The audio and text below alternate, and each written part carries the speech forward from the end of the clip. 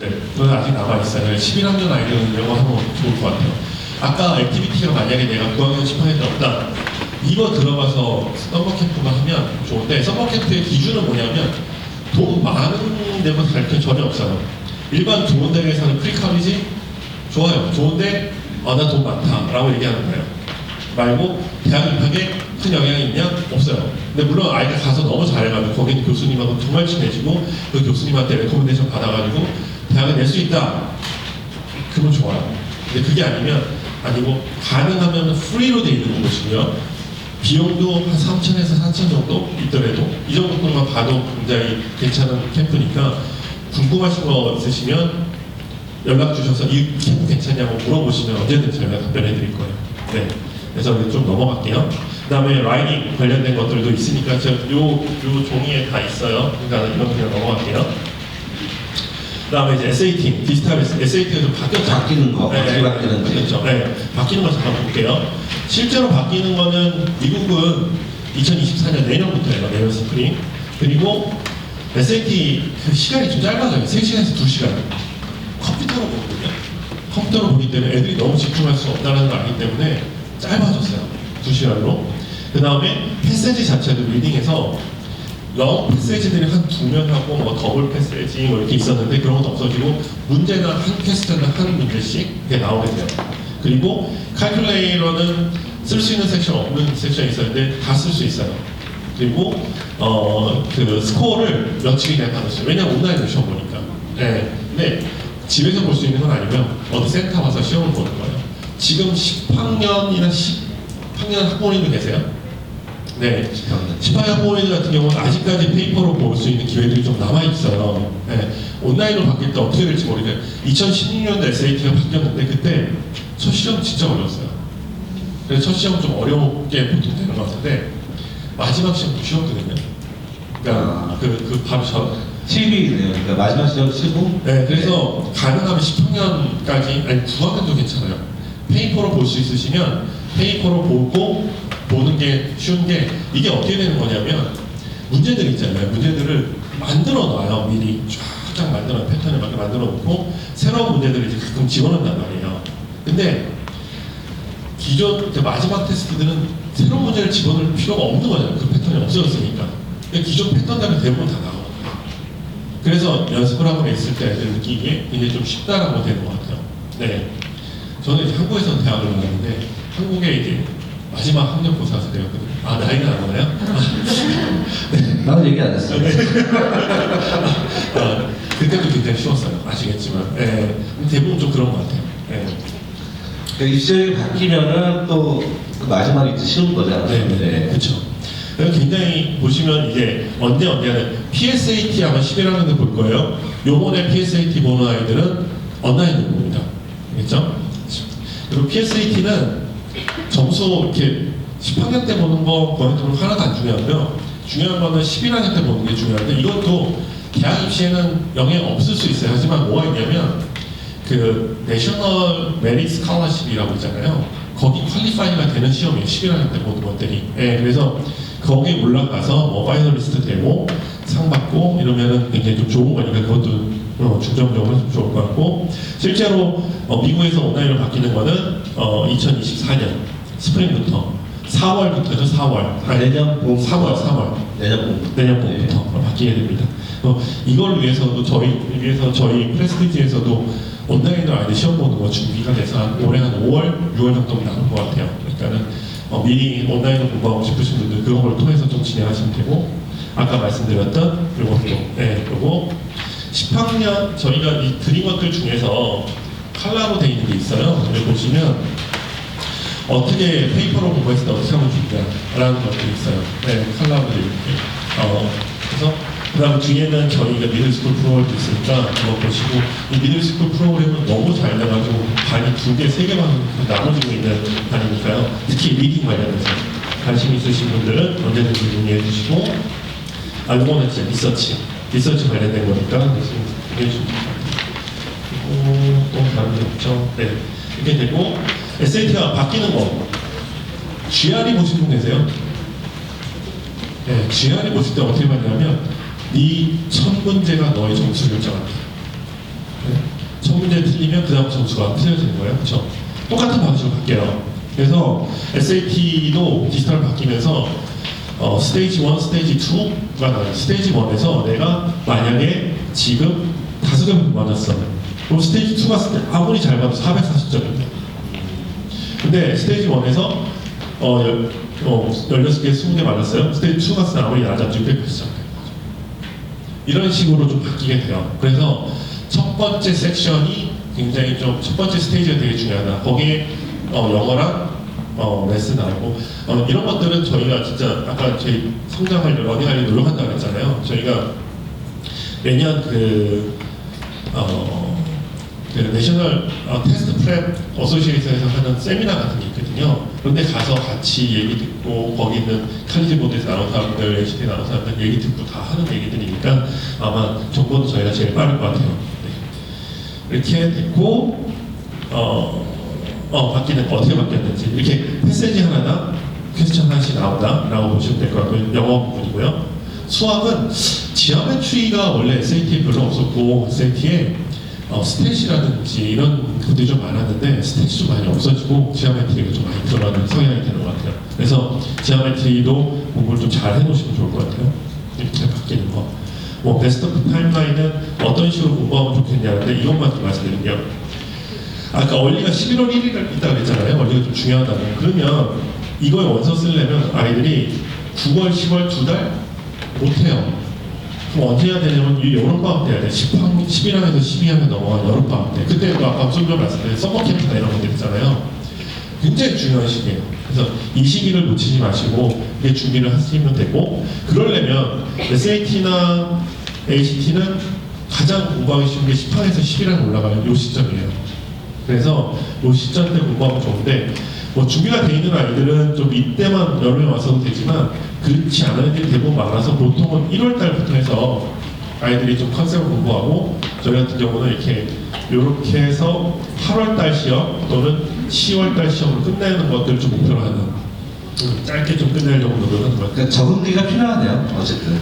이게 펀더멘탈이 좀 필요하거든요. 네. 그래서 펀더멘탈을 좀 왜냐면 아이들 그래머 배워본 적 없잖아요. 글만 써가지고 그래머 배운 적 없으니까 그런 것들이라든지 맞습니다. 네, 리딩 어프로치라든지 수학 같은 경우도 아시겠지만 학교에서 우리가 AP 클래스가 아니면 아더 클래스까지도 여기서부터 여기까지 다 배우는 게 아니에요. 중간에 선생님 중요하지 않다는 생각들 다 빼놓고 아니면은 일반 CP 클래스 같은 경우는 끝까지 안 가고 내가 한 대까지만 하고 그 다음 뒤에는 안 배워요. 그러니까 애들은 컨피던스거든요. 공부를 그 9학년, 18년까지 안 한다 하더라도 이제 예를 들어서 이제 프레스티지를 갖고 요령을 배워서 공부의 어떤 성과를 애들이 맛을 보면 거기서 이제 자신감을 느끼고 애들이 열심히 파는 그런 경우가 많아요. 네, 그래서 수학 같은 경우는 한번 쭉 봐주는 것도 좀 필요한 것 같아요. 네. 근데 저희가 이제 이런 타임라인 잡았는데 뉴욕에 갔더니 SAT를 2년씩으로 공부하고 있어요. 그래서 깜짝 놀랐어요. 그래서 이렇게 좀 저희는 이렇게 한다고 하니까 좀 짧게 좀 줄여서 하고 있으니까 네, 궁금하신 것들 언제든지 물어보시면 되고요. 오늘 그러면은 네, 오늘 뭐 대충 12시 전할 수 있는 내용은 다 전달을 해드린 것 같은데 그래도 질문이 있다. 네네. 네. 질문 있으신 분들은 제가 마이크 좀 드립니다. 저는 그 통상적인 부분들하고 좀 보기 하지 않다 보니까 네. 저희 아이는 일반 학교에서 이제 스페셜 서비스를 받고 있어요. 네. 그래서 이제 그 어티즘이긴 하지만 하이 펑션 어티즘에서 특정한 그런 부분에만 좀 수준을 보이고 네. 나머지는 이제 조금 어려운 부분이 있어서 그래서 전체적으로 GPA를 논할 수가 없어요. 네네네. 그래서 저는 대학에 대해서 아예 생각을 좀 접고 있었는데 네. 주변 분들이 그래도 이제 한번 이렇게 생각을 해봐야 되지 않겠냐 그래서 이제 그 기회를 갖고 한번 와봤는데 네. 저희 아이는 지금 11학년인데 이런 아이들에게도 어차피 뭐 학교에서는 스페셜 교육을 받고 있고 네. 저희 스페셜 그 선생님은 오픈하든 안 하든 선택이가 네. 학교에서 오픈을 했다 해서 그 대학에서 이제 이거에 대해서 공개적으로 하지 않는다라고 얘기를 하는데 이런 아이들을 위한 혹시 그러니까 약자들에 관련된 어떤 대학에서 굉장히 좋아하는 것들이 있거든요. 근데 그 대신 그 아이가 그 잘하는 부분에서 얼마나 잘하는 걸 좀 보여주게 되면 대학에 따라서 진짜로 그 포션들이 좀 있어요. 네, 그래서 그쪽으로 좀 지원해 보시면 어떤가 싶어요. 포기하지 마시고 제가 아는 학생 같은 경우도 그렇게 해서 자금 받고 지금 대학을 다니고 있거든요. 네, 그래서 그 부분은 저는 정확히 모르지만 그 학생의 뭐 부모님이라든지 소개시켜 드리면서 좀 더 알아볼 수 있는 방법 알아볼 수 있을 것 같아요. 정보를 좀 더 네, 공유를 해볼게요. 공유하면 네. 될 것 같습니다. 네, 큰 도움이 못 돼 죄송합니다. 네. 또 질문 또, 있으세요? 예. 네, 여기 저기.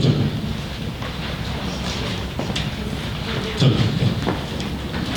저희 아이는 10학년인데요. 네. 아까 SAT가 2024년 4월부터 바뀐다고 3월이요. 네. 3월이요. 네. 그러면 만약에 올해에 이제 8월이나 네. 10월에 보지 않는다면 네. 그러면은 바뀐 유형으로 봐야 되는 건가요? 그쵸. 그렇죠? 네. 내년부터. 근데 네. 만약에 올해 한 번 보고 네. 두세 번을 볼 경우에 이제 내년으로 넘어왔을 때 네. 그러면 3월 안에 보면은 같은 유형이겠지만 아, 테스트가 마지막 테스트가 12월이에요. 페이퍼로버는.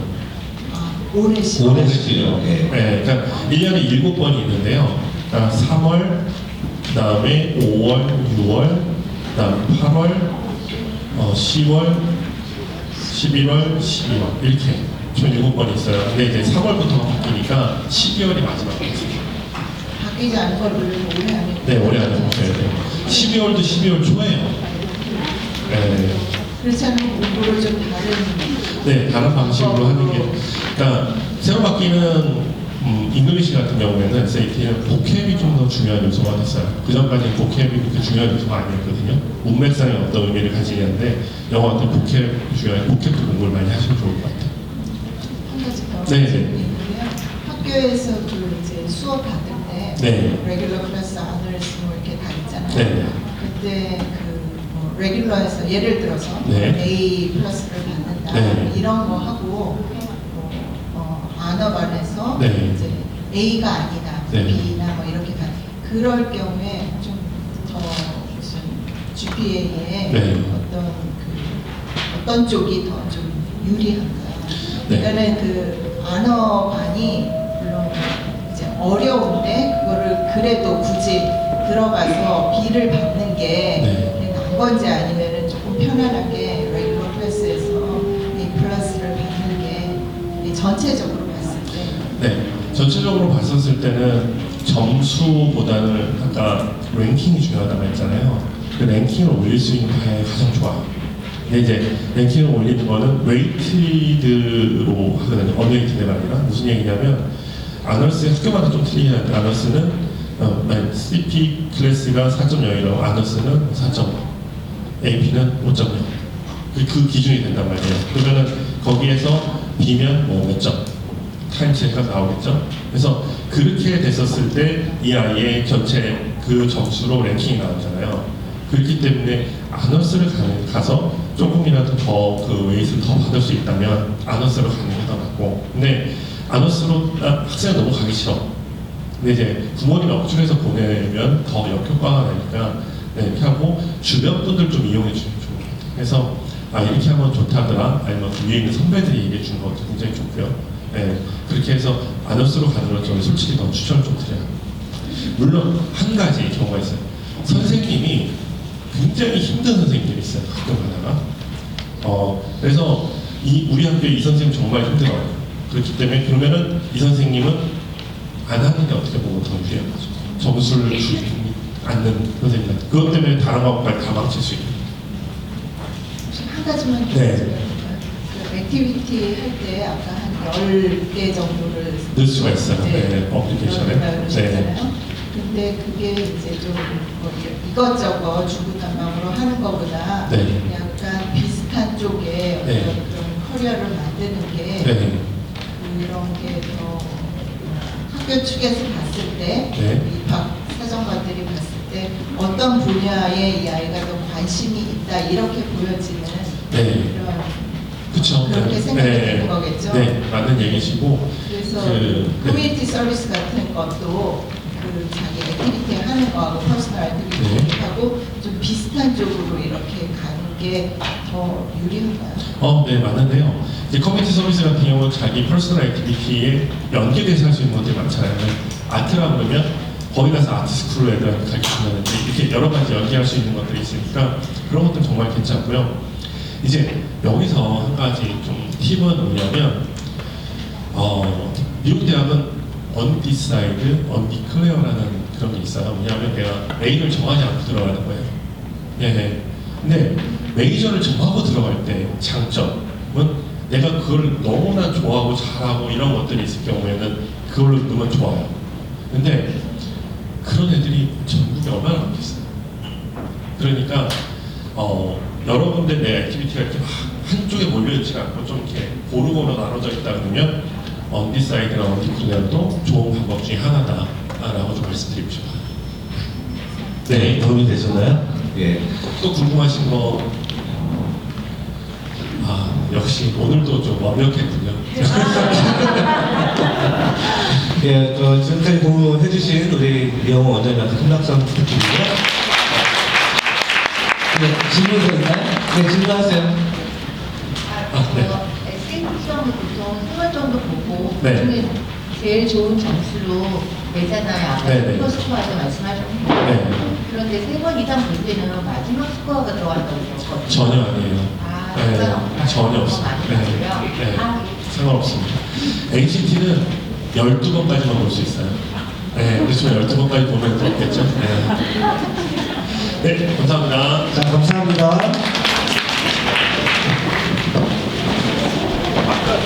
아까 제일 처음에 오신 분, 네, 이거 하나 가져가시죠. 네. 다섯 살. 네. 다섯 살.